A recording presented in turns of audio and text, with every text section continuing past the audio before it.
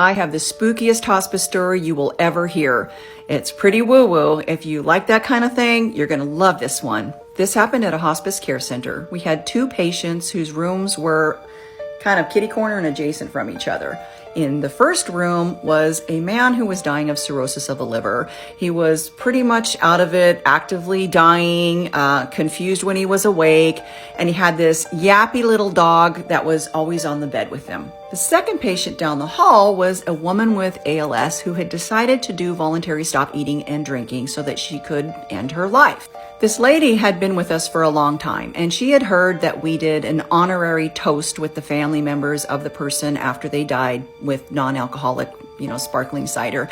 And she decided that she would like to have that done before she died. It had been 3 weeks since she had anything to eat at all. She'd still had a cup of coffee each morning, but she had stopped eating completely, and she was really getting close to the end of her life. So one night she summons the evening staff and she says, "I want to do the toast now." Meanwhile, down the hall, our guy with the liver disease is pretty much unresponsive, and for once his yappy little dog is not being yappy.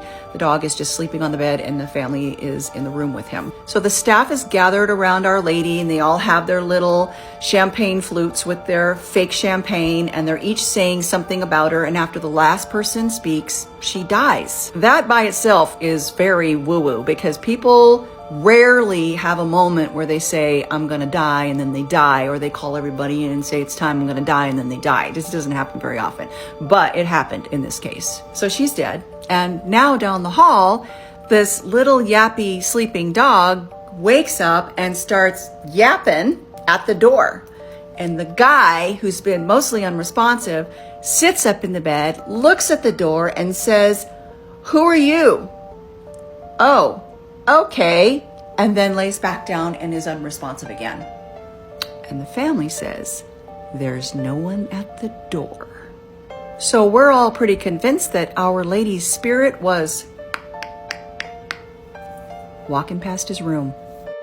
True story, I shit you not.